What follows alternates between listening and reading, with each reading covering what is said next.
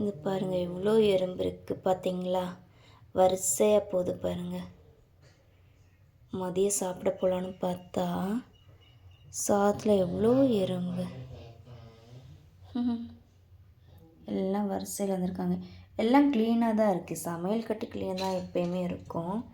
இருந்தாலும் இது காலையில் செஞ்ச சாப்பாடு, அதுக்கால கொஞ்சம் கூலிங் ஆறி இருக்குல்ல, அதுக்கால எறும்பு சாப்பிட்றதுக்காக வந்துருச்சு.